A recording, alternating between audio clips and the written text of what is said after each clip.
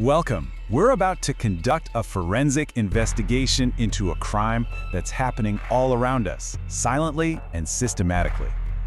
You know, this isn't just about some kind of misty-eyed nostalgia for the good old days. It's an eviction. A strange quiet has fallen over our communities. You can feel it, right? From the drained mall fountain to the empty park bench. So let's start at the crime scene, so to speak, this great global quiet. Because what we're losing here isn't just places. We're losing the very idea of a public life, where you don't have to buy something to belong. And that brings us to the central question. Who or what is killing the world's living rooms? Our investigation is going to argue that this is no natural death. No, this is the result of specific, powerful forces. But to understand the crime, you've got to understand the victim. So let's conduct a little historical autopsy on this idea of the third place. Yeah, this term comes from sociologist Ray Oldenburg. So your first place is home. Your second place is work. The third place is, well, it's everywhere else. The neutral ground. The pub, the cafe, the library. This is where the social fabric of a community actually gets woven together. And look, this is not a new idea. For millennia, across pretty much every culture, we have instinctively built these spaces. The ancient Greek agora, that was for democracy and public dialogue. The village well, that was the original social network, right? And then in the 20th century, you have this architect, Victor Gruen, who had this grand vision for the shopping mall as a new indoor town square. But, well, that vision got twisted fast. And here's the tragic irony. The man who invented the mall to try and recreate that town square feeling came to absolutely despise what it became. He said he refused to pay alimony for those, well, his words, bastard developments. The developers, they took his climate-controlled box but stripped out its civic soul, leaving only the commerce. It's a perfect foreshadowing of what we're about to get into. Okay, now for the forensic analysis. We've identified three main culprits, three powerful forces responsible for the death of the third place. Suspect number 1, financialization. It sounds complicated, but the logic is brutally simple. If a space doesn't make the absolute maximum amount of money, it has to go. That public bench you like, that little cafe, to an investor, that's just unproductive real estate. So who's doing this? Well, think massive, often faceless, global investment firms. Your neighborhood isn't a community to them. It's a line on a spreadsheet.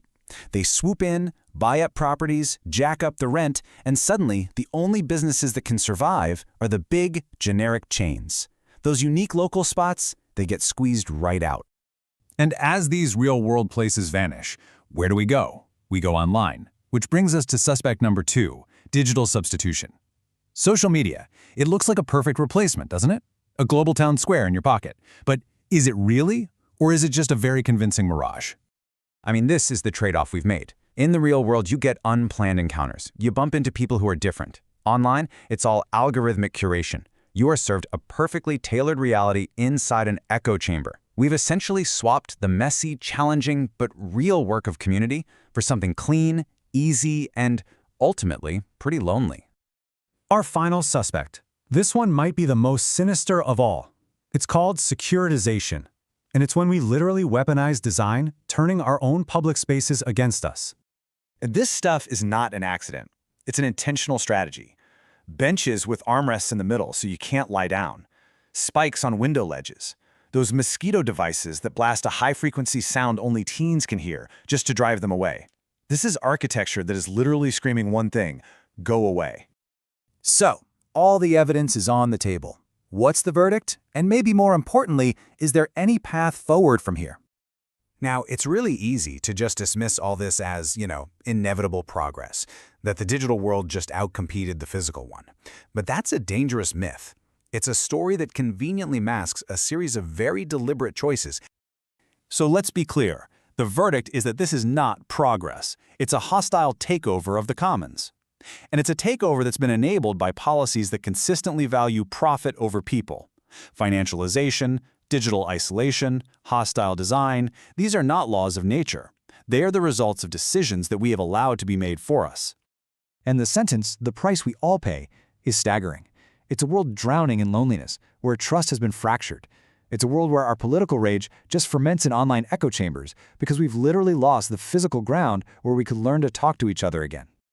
But look, this testimony isn't a eulogy. There is a path forward. It's a project of reclamation, and it has to be a fight on 3 fronts.